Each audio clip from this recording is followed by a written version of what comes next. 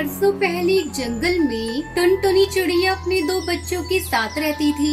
उसकी बेटी का नाम सुनहरी था और बेटे का नाम गोलू था।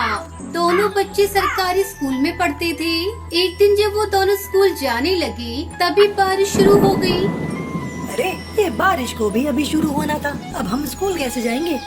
चिंता मत करो बच्चों, मैं अभी छतरी लेकर आती हूँ। रहने दो माँ, वो फटी पुरानी छतरी हमें नहीं चाहिए। उस पुरानी छतरी को स्कूल ले जाकर हमें अपनी हंसी नहीं उड़वानी। इससे तो अच्छा है हम भीगते स्कूल चले जाएं। तब तक आप लोग कमेंट पे बताएं 34 + 7 + 10 कितने होते हैं। दोनों बच्चे अपनी माँ को खरी खोटी सुनाकर वहाँ से चले जाते हैं। हे भगवान, तूने मुझे इतनी गरीबी क्यों दी? मैं अपने बच्चों की इच्छा भी पूरी नहीं कर पाती। शाम को बच्चे भीगते हुए घर वापस आते हैं। अरे बच्चों, जल्दी से अपने बदन पहुँच लो वरना सर्दी लग जाएगी। मैं अभी तुम लोगों के लिए गर्मा गर्म चाय बना देती हूँ। टुनटुनी अपने बच्चों को चाय बना कर देती है। ये क्या माँ, ये चाय है? इसे तुम चाय कहती हो? इसमें दूध कहाँ है? क्या करूँ बेटा, सुबह जब तुम लोग स्कूल गए तभी एक बिल्ली ने सारा दूध पी लिया। आज बिना दूध की ही चाय पी लो, मैं कल से ध्यान रखूंगी। हमें नहीं पीनी ये काली चाय, तुमने खुद बनाई है, खुद ही पी लो। पता नहीं भगवान ने हमें गरीब घर में क्यों पैदा किया, एक एक चीज के लिए हमें तरसना पड़ता है। फिर रात हो जाती है और सभी सो जाते हैं। अगले दिन भी बारिश बहुत तेज हो रही थी। आज तो हम किसी भी हाल में स्कूल नहीं जा सकते। माँ, ओ माँ, देख रही हो बाहर बारिश कितनी तेज है। हम स्कूल कैसे जाएंगे? किसी भी हाल में आज हम दोनों की नई छतरी लेती आना। सुनहरी बिटिया, तुम्हें तो पता है मेरा काम भी आजकल छूट गया है और मेरे पास इतने पैसे भी नहीं है कि मैं तेरे लिए नई छतरी ला सकूं। मैं ये सब कुछ नहीं जानती, मुझे तो बस नई छतरी चाहिए, मतलब चाहिए। मैं ज्यादा दिन तक स्कूल की छुट्टी नहीं कर सकती। दोनों बच्चे घोंसले के अंदर चले जाते हैं। हे भगवान, अब मैं क्या करूं? कहां से नई छतरी खरीद कर लाऊं? तभी टुनटुनी को याद आता है और वो अपनी अलमारी से अपना मंगलसूत्र निकालती है। मंगलसूत्र का क्या काम? पता नहीं सुनहरी के पिता जिंदा है भी या नहीं। अगर उस रात जंगल में बाढ़ नहीं आई होती तो हम कभी ना बिछड़ते। मेरे बच्चों को तो ये भी नहीं पता कि उनके पिता कितने अमीर थे। मैं अपने बच्चों को बताकर उनका दिल दुखाना नहीं चाहती थी, इसलिए मैंने उन्हें यही बताया कि उनके पिता इस दुनिया में नहीं रहे। तभी एक तेज आवाज से टुनटुनी एकदम से चौंक जाती है। उनका घर बारिश में टूट गया था। हमें बचाओ माँ, मुझे तो तैरना भी नहीं आता। अरे बच्चों, पानी का बहाव बहुत तेज है, तुम एक दूसरे का हाथ पकड़ लो। सुनहरी, ओ सुनहरी, गोलू का हाथ पकड़ ले बेटा। नहीं माँ, मुझे नहीं जीना। गरीबी की जिंदगी जीने से अच्छा है मैं मर जाऊँ।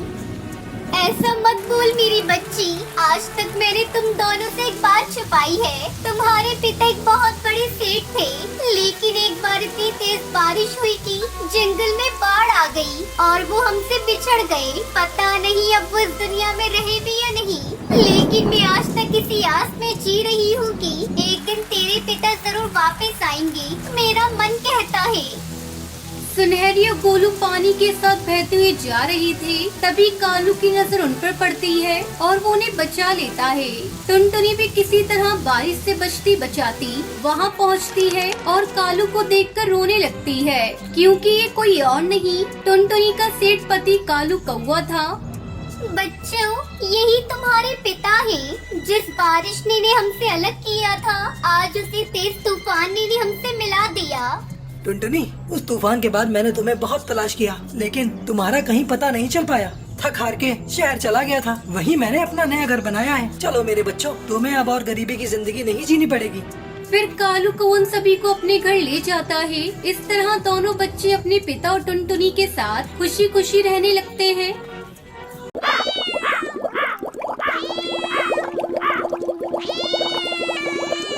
एक जंगल में टुनटुनी नाम की एक चिड़िया अपनी दोस्त लूसी कबूतरी के साथ रहा करती थी। वो दोनों बहुत ही अच्छी दोस्त थी और हमेशा एक दूसरे की मदद किया करती थी। टुनटुनी और लूसी के माता पिता का कोई भी अता पता नहीं था। वो बचपन से ही अनाथ थे और तब से ही एक दूसरे के साथ रहती थी।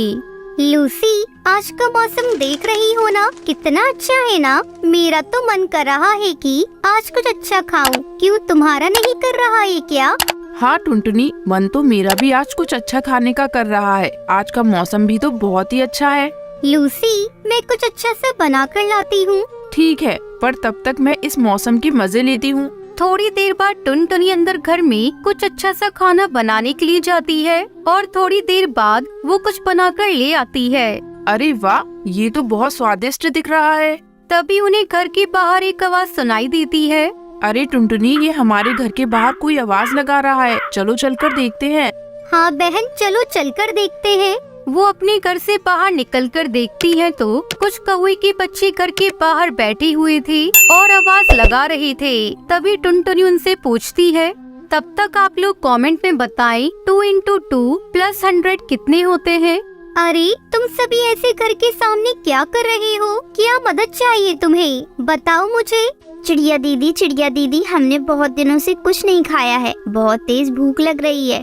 अगर हमें कुछ खाने को ना मिला तो हम तो तड़प तड़प कर मर जाएंगे। चिड़िया दीदी, हमारी मदद करो।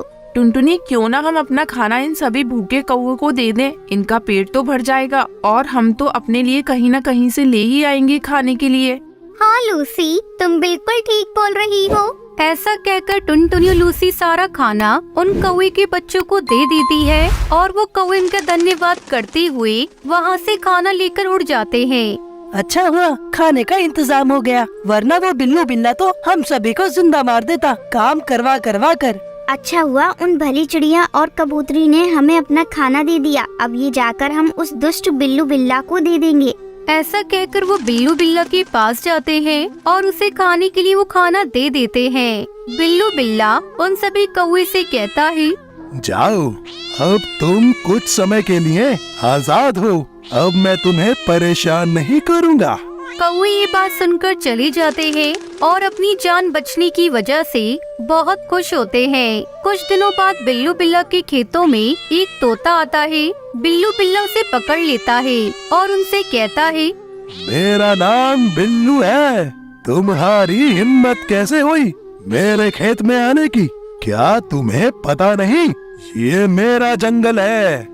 अरे बिल्लू भाई, आप नाराज क्यों हो रहे हैं? हमने आपके खेत से कुछ भी नहीं लिया है। चाहे तो आप देख सकते हैं, हमने कुछ भी नहीं लिया है। हम तो यहाँ से होते हुए शहर की ओर जा रहे थे। अब इस जंगल में कुछ नहीं है तो इसलिए शहर जा रहे थे। अच्छा, शहर जा रहे थे।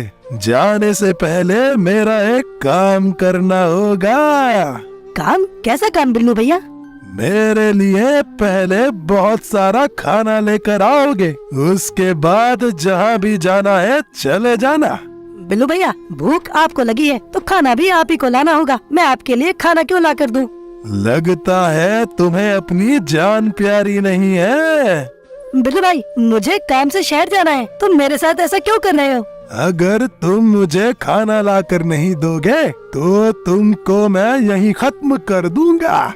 तोता बहुत डर जाता है और बिल्लू बिल्ला के लिए खाना लाने के लिए हाँ कर देता है। पर बिल्लू उनसे कहता है, जानी, तुम अकेले जाओ और जब तक तुम मेरे लिए कुछ लेकर नहीं आते हो तुम्हारा ये दोस्त मेरे पास रहेगा। जैसे ही तुम मेरे लिए खाना लेकर आओगे तुम दोनों शहर के लिए जा सकते हो।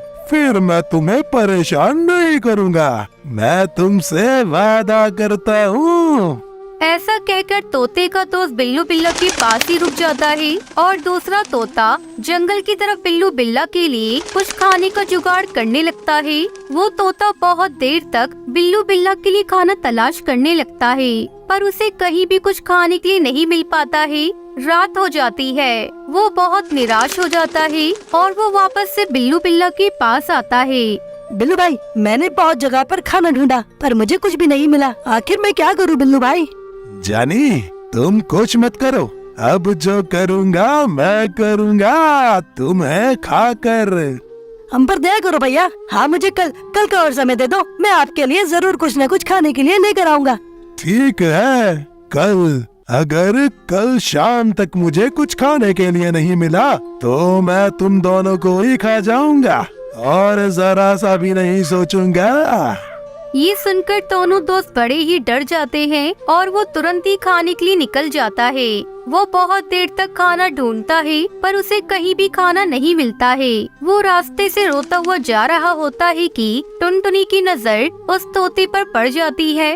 अरे तोता भैया, क्या हुआ? तुम इतने उदास क्यों हो? कोई दिक्कत है तो आप मुझे बता सकते हो। चिड़िया बहन, अब मैं क्या बताऊं? कल से खाने की तलाश कर रहा हूँ, कहीं भी खाना नहीं मिल रहा है। अगर मुझे खाना नहीं मिला तो मैं और मेरा दोस्त मारे जाएंगे। वो बिल्लू बिल्ला हम दोनों को खा जाएगा।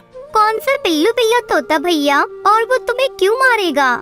दरअसल चिड़िया बहन, मैं अपने दोस्त के साथ शहर में काम से जा रहा था। हम दोनों बिल्लू बिल्ला के खेत से होते हुए जा रहे थे तो उस बिल्लू बिल्ला ने हम दोनों को पकड़ लिया और अब मारने की धमकी दे रहा है। भैया फिक्र मत करो, कुछ भी नहीं होगा।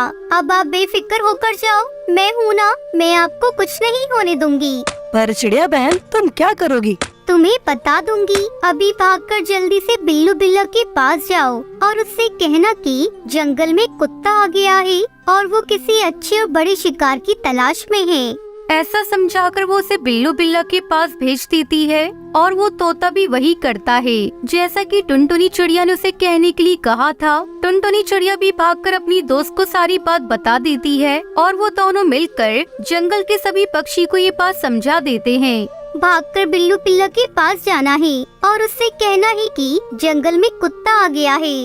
और सभी पक्षी यही करते हैं। वो भागकर बिल्लू बिल्ला के पास जाते हैं। बिल्लू बिल्ला भैया, खूंखार कुत्ता आपको ही ढूंढ रहा है। आपसे बड़ा और अच्छा मोटा बिल्ला कहीं नहीं मिल सकता।